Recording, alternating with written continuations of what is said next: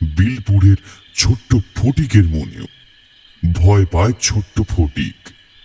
দাদু, শ্মশানের পাশে ওই কুকুরগুলো রাতের বেলায় কেন কাঁদে? ওরা কি আমার মতো ভয় পায়?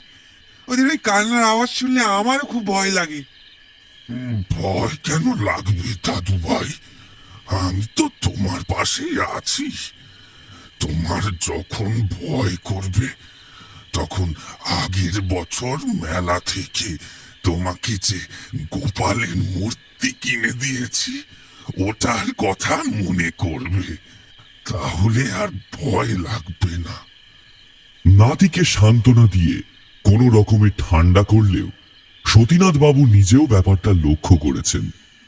বেশ কয়েকদিন ধরে শ্মশান ঘাটের দিকে কুকুরগুলো যেন একটু বেশি হাঁকডাক করছে। বছরের এই সময়টাতে প্রতি বছর একই ঘটনা ঘটে। দশরথ বাবা হতে না পাওয়ার আক্ষেপে আজ থেকে প্রায় 10 বছর আগে এরকমই এক বসন্তের রাতে মাতাল অবস্থায় 23 বছরের বউটার গায়ে আগুন লাগিয়ে দিয়েছিল। যন্ত্রণা সহ্য করতে না পেরে বউটা শ্মশানের ধারে ওই বিলে গিয়ে ঝাঁপ দেয়। হাজার খোঁজাখুঁজি করেও শরীরটা পাওয়া যায়নি। তারপর থেকে শীত পেরিয়ে বসন্ত আসলে এই ঘটনা ঘটে। কথায় বলে আগুনে পোড়া মৃত ব্যক্তির আত্মা নাকি সহজে মুক্তি পায় না। কথাগুলো মনে হতেই সতীনাথ গোস্বামী 2 হাত জড়ো করে কপালে ঠেকালেন। রক্ষে করো গোবিন্দ, রক্ষে করো, রক্ষে করো।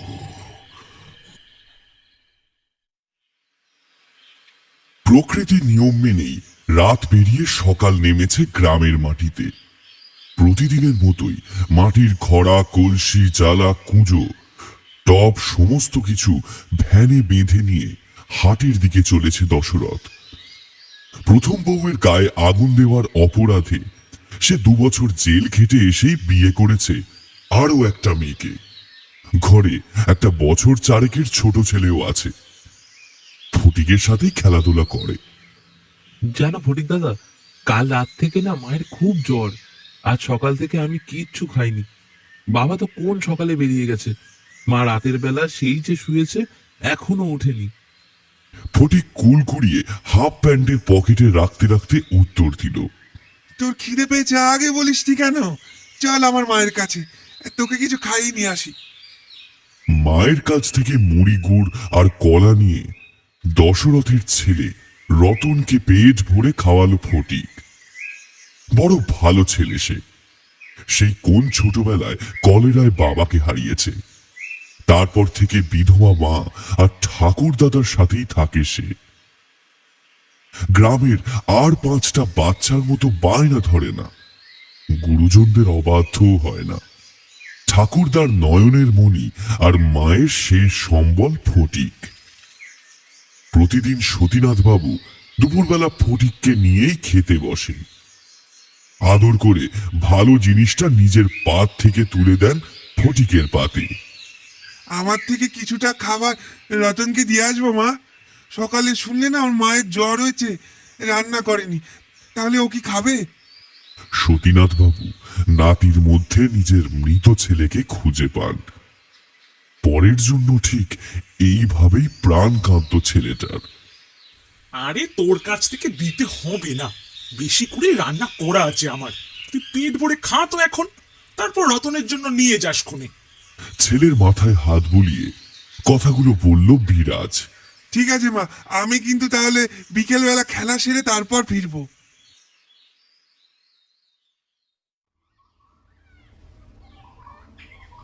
সেদিন রতনের সাথে খেলতে গিয়ে বাড়ি ফিরতে ফটিকের বেশ একটু দেরি হয়েছিল। রতনদের বাড়ি থেকে ফেরার রাস্তাটা থেকে গ্রামের শ্মশানটা কিছুটা দেখা যায়। ফটিক সেদিকে একবার তাকালো। মন চাইছিল ওদিকে যেতে, কিন্তু দেরি হলে মা যদি বকে, তাই আর যাওয়া হলো না। সন্ধ্যার পর রতনের মা ঝিমলির শরীরটা একটু ভালোর দিকে। উঠোনে কাঠের উনুনে তাই স্বামী আর ছেলের জন্য আলু সিদ্ধ ভাত চাপিয়েছে। ভেতর ভেতর জ্বরটা এখনো আছে, তাই উনুনের গরম তাপটা তার বেশ ভালোই লাগছে। উঠোনটা খেজুর পাতার বেড়া দিয়ে ঘেরা। ভাত ফুটছে, দশরথ ছেলের সাথে খেলছে। ঝিমলির সমস্ত শরীরটা কেন জানি না হঠাৎ শিরশির করে উঠল। একটা হালকা হাওয়া যেন বয়ে গেল সমস্ত উঠোন জুড়ে। চারিদিকে কেমন জানি একটা পোড়া পোড়া গন্ধ। ঝিমলি উঠোনটা চারিদিকে একবার চোখ বোলালো। এদিকে দশরথ ছেলের সাথে নানা মজার গল্প, ইকির মিকির, অগর বগর এইসব করে সময় কাটাচ্ছে। পাশের ঘর আর এই ঘরটার মাঝখানে একটা দরজা আছে, যদিও বারান্দা থেকে দুটো ঘরেই সোজাসুজি ঢোকা যায়। পাশের ঘরে ঝিমলির উপস্থিতি অনুমান করে দশরথ বলল, তোর ভাত রান্না হলো রে বউ? খুব ক্ষীণ গলায় জবাব এলো, তাহলে একবারটি রতনের কাছে এসে বস দেখি, আমি একটু কল ঘর থেকে ঘুরে আসি। বলেই বাইরে বেরিয়ে এলো সে। কিন্তু দাওয়া পেরিয়ে উঠোনে পা দিতেই তার চোখ কপালে উঠল। ঝিমলি তো উনুনের পাশে বসে ভাত রান্না করছে। তাহলে কাকে সে রতনের কাছে রেখে এলো? পাশের ঘর থেকে তার কথার উত্তরই বা কে দিল? বউ, তুই কি এইমাত্র ঘরে গেছিলি? আমি ঘরে কই না তো। ঝিমলির কথা শেষ হতেই ঘরের ভেতর থেকে রতনের কান্নার শব্দ পাওয়া গেল। দশরথ আর ঝিমলি একসাথে ছুটে এলো ঘরের মধ্যে। রতন মুখ থুবড়ে পড়ে আছে মাটিতে। হ্যারিকেনের আগুনটা একেবারে ওর মুখের কাছে। কি বিপদ! আশ্চর্য, ওটা তো ছিল চৌকির পাশে, ওই টেবিলটার উপর। দশরথ ছুটে গিয়ে ছেলেকে কোলে তুলে নিল। কেমন করে পড়ে গেলি বাবা? আর আগুনটা এবার নামিয়ে নিয়েছিস কেন? আমি নামাইনি, মাই তো আগুনটা নামিয়ে এখানে রাখলো, বলল ভাত দেবে, তারপর আমাকে ধাক্কা দিয়ে ফেলে দিল আগুনটার কাছে। তুই বাইরে ছিলি ঠিক কথা, কিন্তু আমাদের ছেলেটাও মিথ্যে বলছে না। তোকে পরে সব বলবো।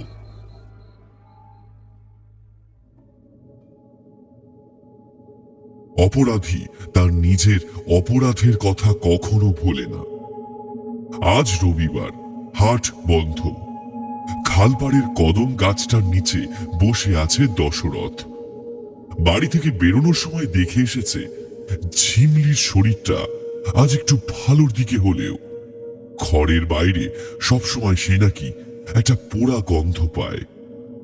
অন্য কিছুর গন্ধ হলে হয়তো সেটা দশরথের কাছে এতটা চিন্তার কারণ হতো না, কিন্তু পোড়া গন্ধ। জেল থেকে ছাড়া পেয়ে ঝিমলিকে বিয়ে করার আগে বটতলার কালীচরণকে একবার হাত দেখিয়েছিল সে। তখন কালীচরণ বলেছিল, বিয়ে যখন করতে চাইছো দাশু, তখন আমি আর বারণ করি কি করে বলো? শুধু এটুকু বলতে পারি, এই বউ তোমার বছর 7 বেশি বাঁচবে না। তুমি যতবারই বিয়ে করবে ততবারই একই ঘটনা ঘটবে। নিজের জীবন দিয়ে তোমার কর্মফলের মাসুল গুনবে তারা।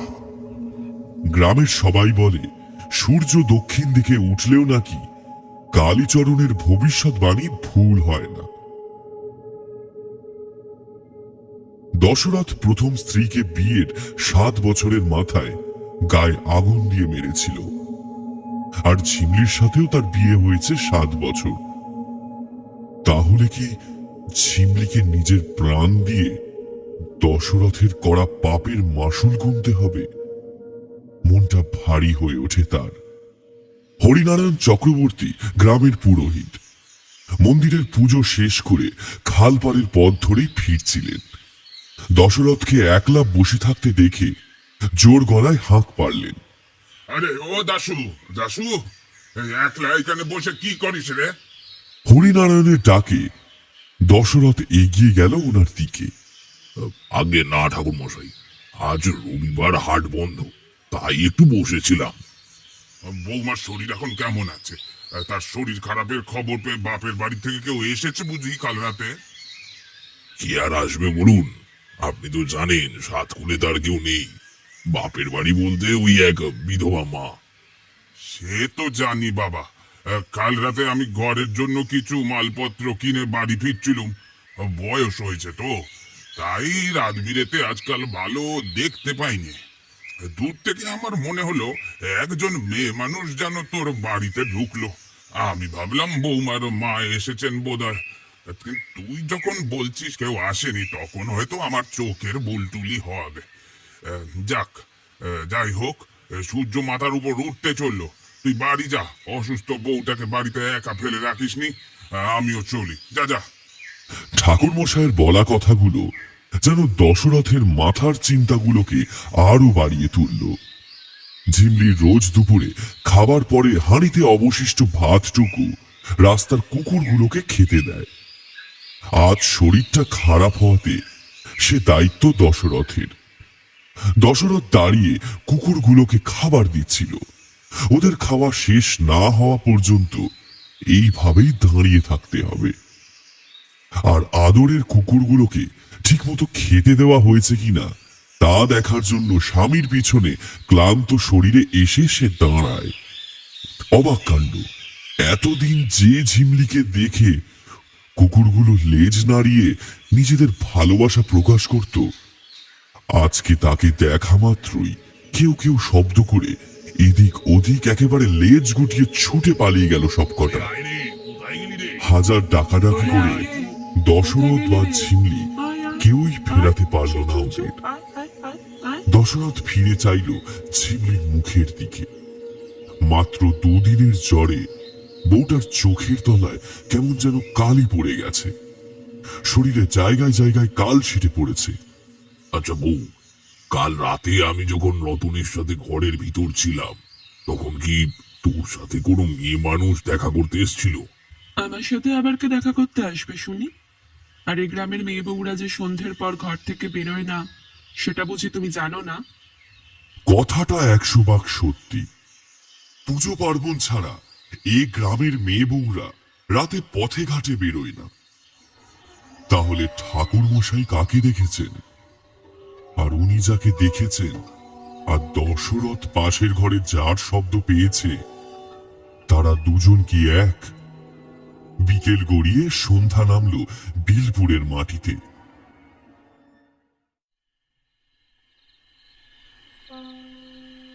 ঝিমলি স্নান সেরে তুলসী মঞ্চে প্রদীপ জ্বালিয়ে শঙ্খ বাজাচ্ছে।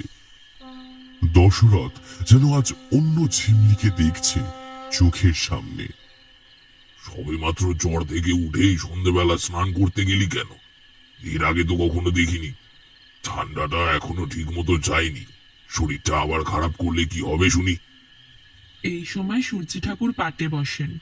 স্নান করে সন্ধ্যের প্রদীপ জ্বালালে সংসারের মঙ্গল হয়, বুঝলে? তাছাড়া শরীর খারাপ হলে তুমি সেবা করে সুস্থ করে তুলবে। কথাগুলো বলতে বলতে হাসতে হাসতে দাওয়া পেরিয়ে ঘরে গিয়ে ঢুকলো ঝিমলি। ঝিমলির বলা কথাগুলো দশরথের খুব চেনা।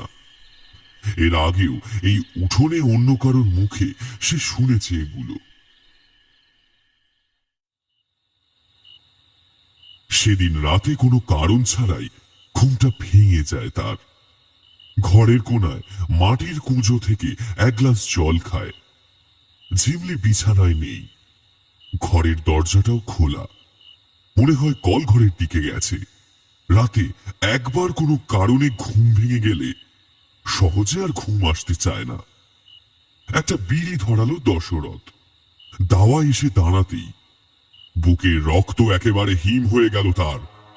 দাওয়ার এক কোণে বসে লম্ফের আগুনটা সমস্ত শরীরে বলিয়ে চলেছে ঝিমলি। বউ, কি করছিস তুই? এটা অঘটন ঘটিয়েই ছাড়বি নাকি? বলেই ছুটে গিয়ে ঝিমলির হাত থেকে লম্ফটা ছুড়ে দিল সে। ঝিমলি কিন্তু সেই একইভাবে বসে রইল। খোলা চুল তার কোমর ছাড়িয়েছে। তাকে একটা হাত ধরে তোলার চেষ্টা করলো দশরথ, কিন্তু পারল না। ঝিমলি একইভাবে মুখ ঘুরিয়ে উত্তর দিল, পোড়া মানুষকে আগুন পোড়াতে পারে না। কথাটা দশরথের কানে তীরের ফলার মতো বিঁধল। এবার সে ঘাড় ঘুরিয়ে তাকালো দশরথের দিকে। না না না না না, এই হতে পারে না। কে কে তুমি? তুমি কে? ভয়ে প্রচন্ড আর্তনাদে ফেটে পড়ল দশরথ। আগুনে ঝলসানো হলেও এ মুখ তার চেনা। এই ঝিমলি হতেই পারে না, এটা অন্য কেউ। চোখের সামনে যেন অন্ধকার নামে দশরথের।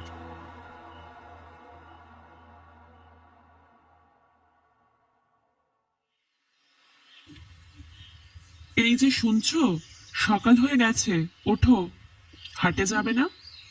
বিছানা ছেড়ে দাওয়ায় এসে শুয়েছো কেন? সারা রাত এখানেই ছিলে নাকি? ঝিমলি ডাকে চোখ খুলে তাকায় দশরথ। বউয়ের মুখটা চোখের সামনে দেখা মাত্রই হুড়মুড়িয়ে উঠে বসে, যেন দিনের বেলায় ভূত দেখেছে। কাল রাতের ঘটা সমস্ত ঘটনা সকালে সোনালি আলোয় ধুয়ে গেছে। এদিকে গ্রামে ইদানিং আরো একটা উপদ্রব শুরু হয়েছে। অবশ্য উপদ্রব না বলে আতঙ্ক বলাই ভালো। সন্ধ্যার পর গ্রামের কেউ খালপাড়ের ধারে এলে একটা অদ্ভুত জিনিস দেখতে পায়। আগেও বলেছি যে খালপাড় থেকে শ্মশানটা দেখা যায়। অনেকেই নাকি দেখেছে যে একটা জ্বলন্ত মানুষের মূর্তি শ্মশান ভূমিতে ছোটাছুটি করে বেড়ায়। আবার কেউ কেউ বলে সেটা নাকি খালের জলে ঝাঁপ দেয়। দশরথের প্রথম স্ত্রীর ঘটনাটা সবাই জানে। মুখে প্রকাশ না করলেও তারা মনে মনে বিশ্বাস করে যে সে সেই অগ্নিদগ্ধ শরীর নিয়ে আজও ঘুরে বেড়ায় বিলপুরের মাটিতে। সেদিন বিকেলবেলা ফটিক আর তার মা বিরাজ এসেছে রতনের বাড়িতে। কাল ফটিকের জন্মদিন, তাই রতনকে দুপুরে খাওয়ার নিমন্ত্রণ জানাতে এসেছে ওরা। বিরাজের বাবা তন্ত্র সাধনা করতেন। বাপের বাড়িতে সেসব দেখেই মানুষ হয়েছে সে।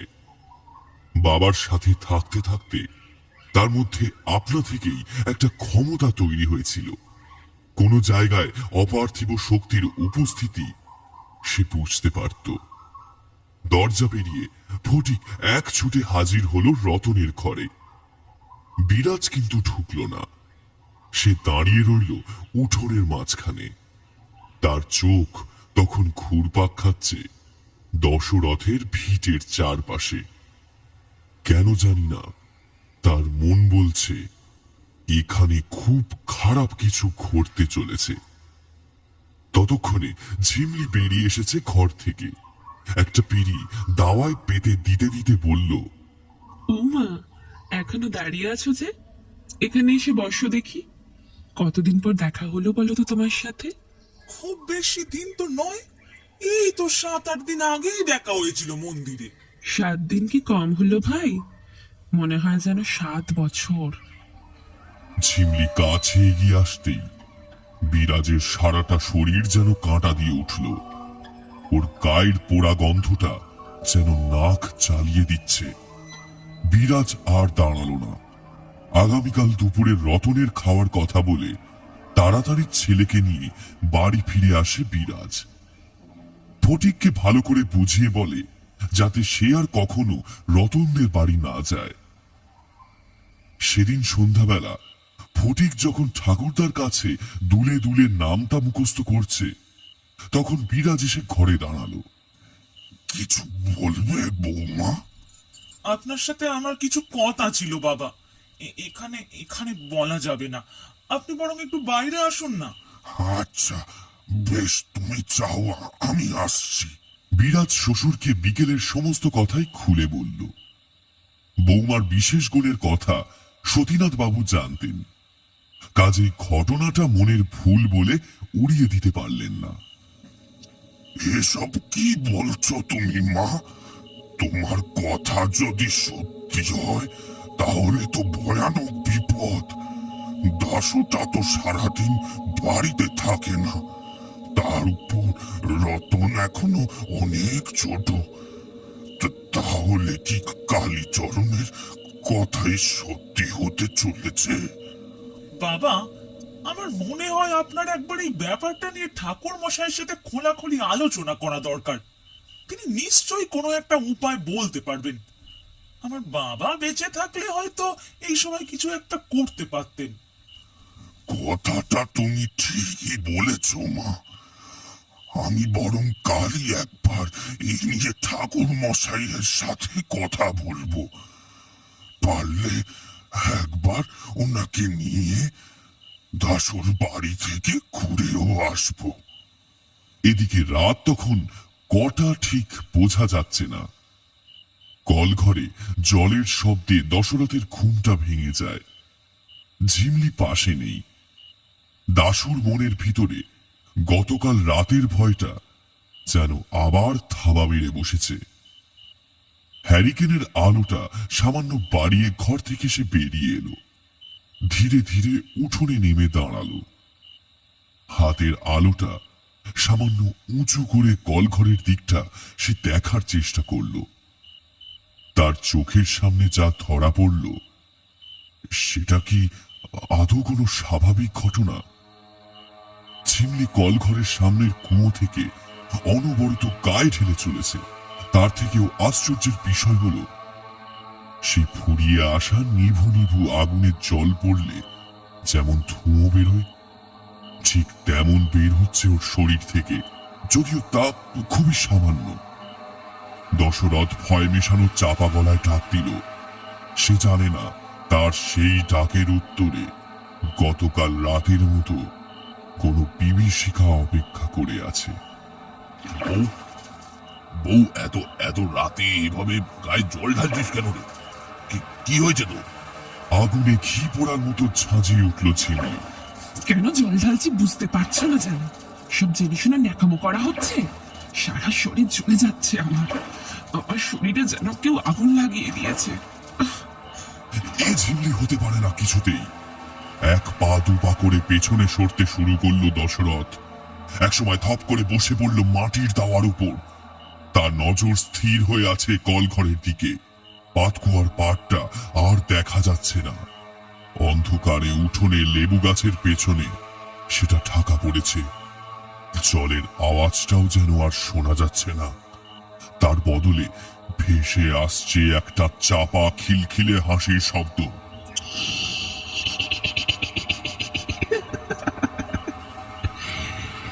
কি হলো? ভয় পেলে নাকি? কুয়োর জলটা কিন্তু আগের মতোই ঠান্ডা আর টলটলে আছে, ঠিক ওই শ্মশানের খালের জলের মতো।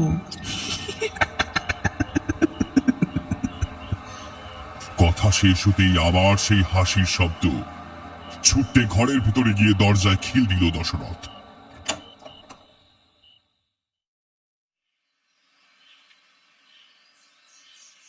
পরের দিন সকালটা আর 5টা সকালের মতোই স্বাভাবিক, যদিও রাতের ঘটনার রেশ কখনোই পরের দিন সকালে থাকে না।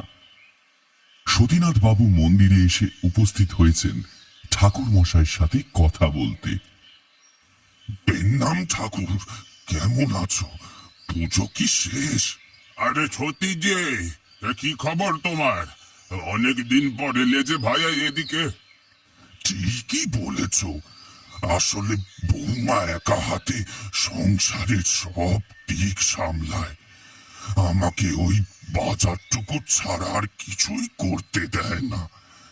তাই নাতিটাকে আমি নিজের কাছেই রাখি। ওর সাথে আমার সারাটা দিন কেটে যায়। তবে আমি কিন্তু আজকে তোমার কাছে একটা দরকারে এসেছি। কথাগুলো একটু গোপনে বলতে চাই, তাই বাড়ি না গিয়ে সোজা এখানে এলাম। আরে তা বেশ, তো বলো না কি বলবে। এখন মন্দিরে কেউ আসে না, আমি একাই থাকি। তুমি নিশ্চিন্তে বলতে পারো। কথাগুলো কিভাবে শুরু করব বুঝতে পারছি না। বিগত কয়েকদিনের মধ্যে দাসুর বাড়ি গিয়েছিলে? না, যাইনি ঠিকই, তবে আগে তার সাথে আমার দেখা হয়েছিল ওই শ্মশানের ধারে খাল পাড়ে। চুপচাপ বসেছিল।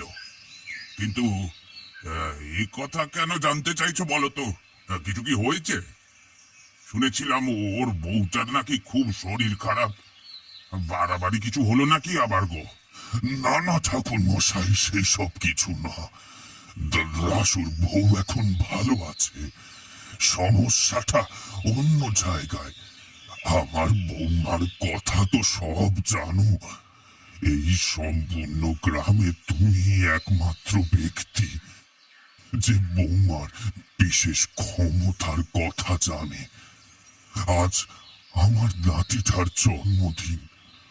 বৌমা গতকাল দশরথের বাড়িতে গিয়েছিল ওর ছেলেটাকে নিমন্ত্রণ করতে, কিন্তু ঘরে ফিরে এসে সে আমাকে যা বলল সেটা যথেষ্ট চিন্তার বিষয়। বৌমার কথা আমি মোটেই অবিশ্বাস করি নে সতী। দুদিন আগে আমিও রাতের বেলা একজন মহিলাকে ওই দাশুদের বাড়িতে ঢুকতে দেখেছি। আমি ভেবেছিলাম হয়তো আমার চোখের ভুল টুল, কারণ পরের দিন যখন তাকে শুধলাম সে বলল যে কেউই আসেনি।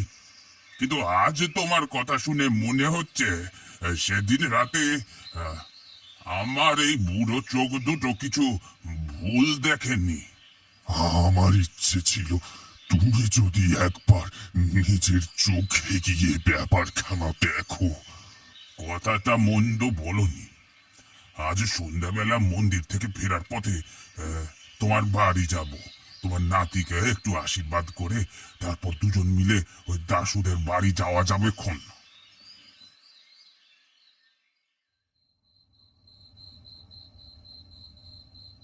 সেদিন রাত্রি প্রায় 7টা নাগাদ সতীনাথ বাবু আর ঠাকুর মশাই গিয়ে উপস্থিত হলেন দশরথের বাড়িতে। দশরথ, দশরথ, আরে ও দশরথ, বাড়ি আছিস নাকি?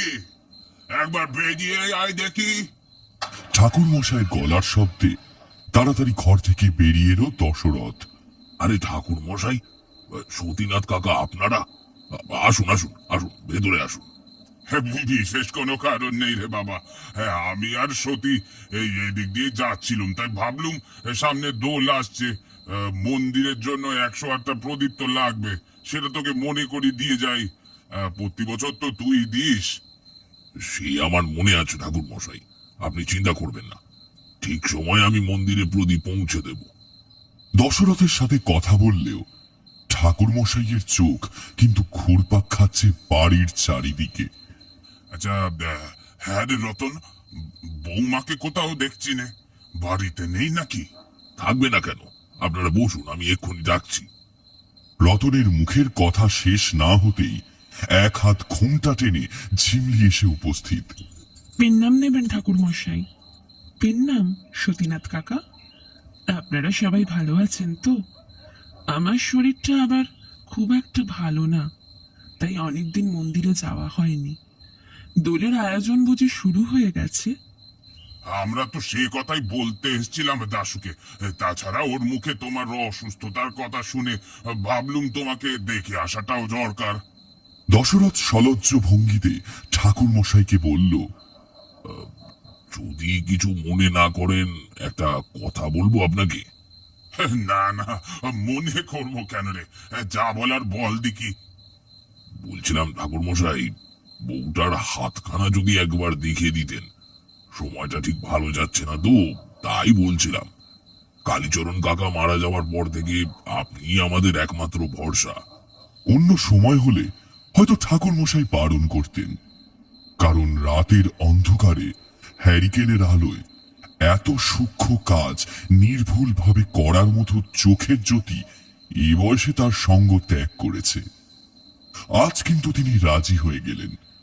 ওনার ধারণা, হাত দেখানোর সময় দশরথের বউ সামনে এগিয়ে আসলে বা তার হাত স্পর্শ করলে এই ভিটের মধ্যে কোনো অঘটন ঘটতে চলেছে কিনা সেটা সহজে পরখ করতে পারবেন। তিনি নিজের হাতের আঙুল দিয়ে ঝিমলির একটা আঙুলের মাথা স্পর্শ করলেন, কিন্তু সেটা মাত্র কয়েক মুহূর্তের জন্য।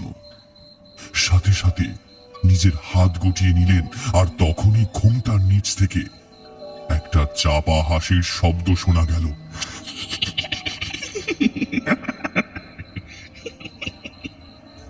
কোনো মানুষের মানুষের শরীর যে এতটা গরম হতে পারে যে তাকে ছ্যাঁকা লাগে, সে সম্পর্কে ঠাকুর মশাইয়ের কোনো ধারণাই ছিল না। এটা কোনো সাধারণ ঘটনা হতেই পারে না। আমরা আজ আসি দাশু, বৌমার হাত বরং আমি অন্য কোনো দিন দেখব। বলেই ঠাকুর মশাই সতীনাথ বাবুকে সাথে নিয়ে তড়িঘড়ি বেরিয়ে আসলেন দশরথের বাড়ি থেকে। একটাও কথা বললেন না। পেছন থেকে ঝিমলির গলা শোনা গেল। ঠাকুরমশাই, আপনার নামাবলিটা যে উঠোনে পড়ে রইল, ওটা নিয়ে যান। তাড়াহুড়ো করে বেরোতে গিয়ে কেমন করে গায়ের নামাবলিটা খুলে গেছে তিনি বুঝতে পারেননি। ঝিমলি সেটাকে কুড়িয়ে ওনার হাতে দিল। ঝিমলির হাত থেকে সেটা নেবার সময় ঘোমটার আড়াল থেকে মুখের যতটুকু অংশ তিনি দেখতে পেলেন তা কোনো সাধারণ নারীর মুখ নয়, একটা বিশ্রী ঝলসানো পোড়া মুখ।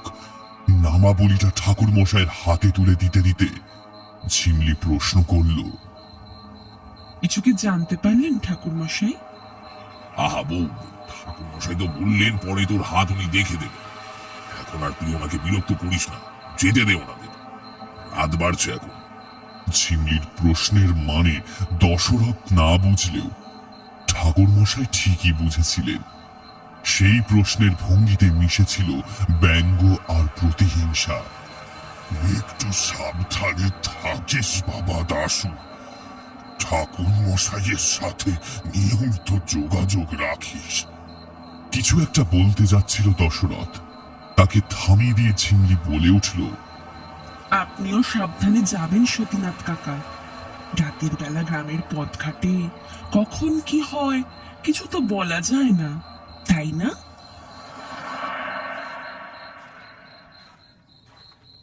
ঠাকুর মশাই আর সতীনাথ বাবু কোনো কথা না বাড়িয়ে যে যার বাড়ির দিকে রওনা দিলেন। কয়েকদিন বাদেই দোল পূর্ণিমা। আজ আকাশে পাকা ডিঙির মতো চাঁদ উঠেছে। সতীনাথ বাবু হেঁটে চলেছেন ডোবার ধারের কাঁচা রাস্তাটা দিয়ে। শুকনো পাতার উপর পা পড়ে মচমচ শব্দ হচ্ছে। শ্মশানের ধারে শিয়ালের ডাক এখান থেকেও শোনা যায়। ডোবা শেষ হওয়ার পরই শুরু হয়েছে কুণ্ডুদের বাঁশ বাগান। সেটার পাশ দিয়ে যাওয়ার সময় সতীনাথ বাবুর মনে হলো পেছনে আরো একটা পায়ের শব্দ শোনা যাচ্ছে। সেটা নিজের কানের ভুল কিনা তা বোঝার জন্য তিনি থামলেন। সাথে সাথে পায়ের শব্দটাও যেন থেমে গেল। বাড়ি থেকে বেরোনোর সময় ঝিমলির সাবধান বাণীটা আরো একবার কানে বাজল ওনার। আরো দ্রুত পা চালাতে শুরু করলেন তিনি। সামনে কয়েক হাত দূরে যেখানে বাঁশ বাগানটা শেষ হয়েছে সেখানে কেউ একজন দাঁড়িয়ে আছে। সতীনাথ বাবু যেন বুকে একটু বল পেলেন। এই নির্জন রাস্তায় একজন সঙ্গী পাওয়া গেলে মন্দ হয় না। কিন্তু আরো কিছুটা এগোনোর পর ওনার সেই আনন্দে যেন ভাঁটা পড়ল। থমকে দাঁড়ালেন তিনি। পথ রোধ করে যে দাঁড়িয়ে আছে সে কোনো পুরুষ নয়, নারী। মুখের সামনে এক হাত ঢাউস ঘোমটা টানা। এটা কি দশরথের স্ত্রী ঝিমলি? কিন্তু সেটা কি করে সম্ভব? ওদের বাড়ি থেকে বেরোনোর সময় বউটা তো তাদের সাথে আসেনি। তাহলে সে কি করে আগে এসে পথ রোধ করে দাঁড়াবে? সতীনাথ বাবুর সমস্ত সন্দেহের সমাধান হতে খুব বেশি সময় লাগলো না। ঘোমটার ওপার থেকে ভেসে এলো অতি পরিচিত একটা কণ্ঠ। ঠাকুরমশাই ভয় পেয়েছেন সতীনাথ কাকা, আপনিও তাড়াতাড়ি বাড়ি যান। ঘরে আপনার বৌমা একা আছে, সে তো এখন উনুন ধরিয়ে রান্না করে, তাই না? এখন কখন কোথায় কিভাবে লেগে যায় কেউ কি বলতে পারে?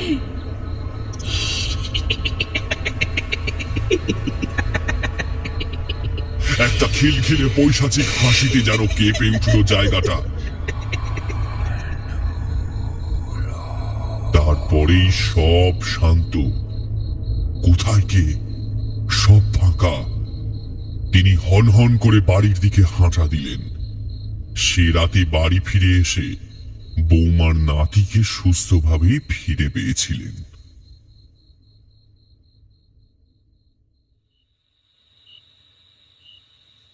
কিরে বউ, খেতে দিবি না রাতে? রতন ঘুমিয়ে পড়েছে, তাড়াতাড়ি খেতে দে। শোন, কাল কিন্তু আমার বাড়ি ফিরতে সন্ধে হয়ে যাবে। কোনো রকম পাগলামো করিস না যেন। ছেলেটাকে ঠিক মতো দেখে শুনে রাখিস। সেদিন রাতটা বেশ ভালোই কাটলো দশরথের। বেশ কয়েকদিন বাদে এসে যেন তার পুরনো ঝিমলিকে ফিরে পেয়েছে। পরের দিন যখন সে বাড়ি ফিরল, তখন সন্ধ্যা পেরিয়েছে। খিড়কির দরজাটা খোলা। ঘরে চৌকিতে রতন ঘুমোচ্ছে। দশরথ জানে মাঝে মধ্যে দুপুরবেলা রতনকে ঘুম পাড়ানো অসাধ্য হয়ে ওঠে। সেই দিনগুলোতে সন্ধ্যা নামার সাথে সাথে রতনের চোখেও যেন ঘুম নামে।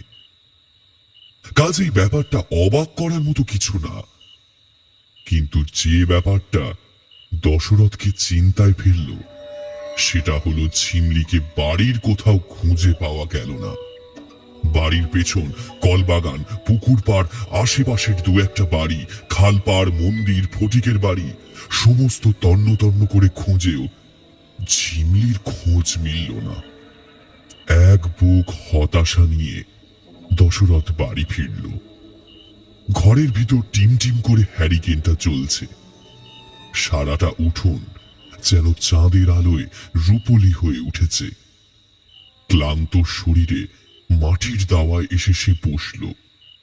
দুশ্চিন্তায় ভয়ে মাথার ভেতরটা তার যেন ফেটে যাচ্ছে।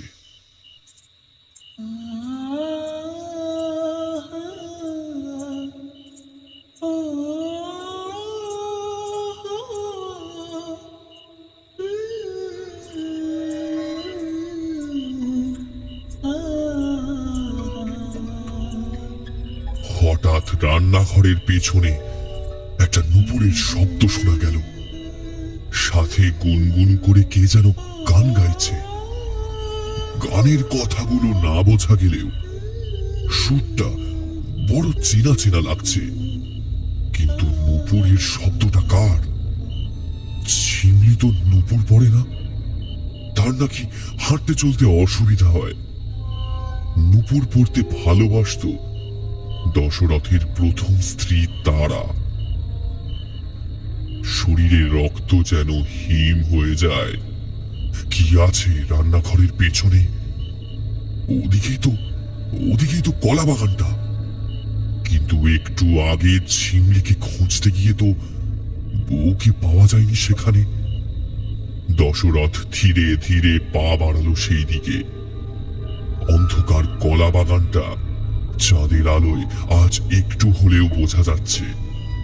বাগানের ভিতরে একটা ছায়ার মতো কেউ যেন হেঁটে বেড়াচ্ছে। বেশ কয়েকবার ঠোক গিলে দশরথ বলল, কে কে ওখানে? বউ নাকি? ও সারা দে রে, আর পাগলামো করিস নে, ঘরে চল। নিমেষে যেন নুপুরের শব্দ, গানের গুনগুন আওয়াজ সব থেমে গেল। বউ কোথায় গেলি? দশরথের পেছনের ঠিক ঘাড়ের কাছে কয়েকটা শব্দ নিয়ে একটা হাওয়ার তরঙ্গ খেলে গেল। আমি তারা, তোমার ঝিমলি কোথায়? ওকে তো আমি।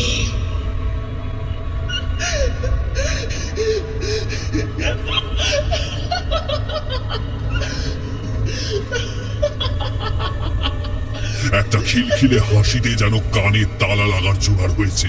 আর বুঝতে বাকি রইল না যে ঝিমলির শরীরকে আশ্রয় করে তারা ফিরে এসেছে।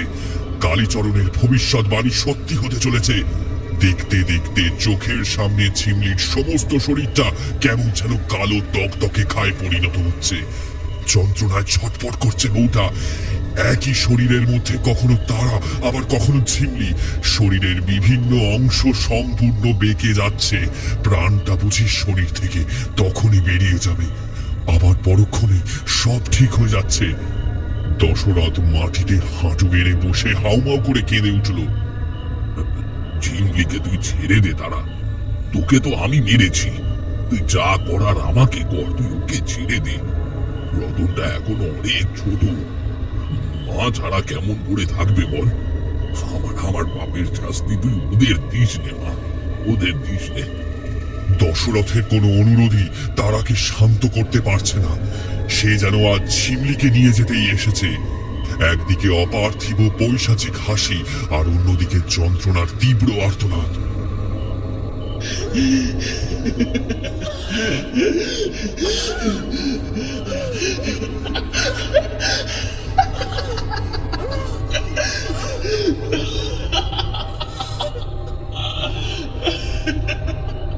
এত ঘটনার মাঝখানে রতনের ঘুমটা যে কখন ভেঙে গেছে কেউ লক্ষ্য করেনি। ঘুম ভেঙে কাউকে না পেয়ে বড় ভয় পেয়েছে ছেলেটা।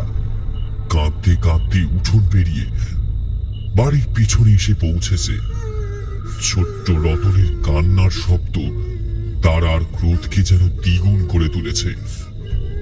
দশরথ হতভম্ব হয়ে দেখল তার আর পেছন থেকে রতন ছুটে আসছে মায়ের কোলে উঠবে বলে। সর্বনাশ! তাহলে কি রতনকেও আজ হারাবে সে?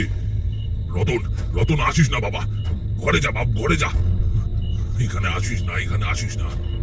কিন্তু মায়ের কোলে আসা থেকে কে কবে আটকাতে পেরেছে কোনো সন্তানকে? দশরথের কোনো কথাই কানে তুলল না রতন। এদিকে ঝিমলির প্রাণটা হয়তো আর কয়েক মুহূর্ত অতিথি এই শরীরটাতে। এমন সময় হঠাৎ রতন পেছন থেকে এসে জড়িয়ে ধরল তাকে। দশরথ ছেলের ভয়ানক পরিণতির কথা চিন্তা করে দুই হাতের পাতা দিয়ে চোখ ঢাকে। মা শব্দটাতে কি জাদু আছে জানি না, কিন্তু কথায় বলে শিশুর সরল হাসি এই জগতে অবিনাশী। কিন্তু হঠাৎ করেই পরিবেশটা যেন একেবারে পাল্টে যায়। রতন মা মা করে কাঁদছে, আর ঝিমলির শরীরটা মাটিতে লুটিয়ে পড়ে আছে। এতটুকু বিকৃতি নেই শরীরের কোথাও। আগের সেই রূপ লাবণ্যে ভরপুর।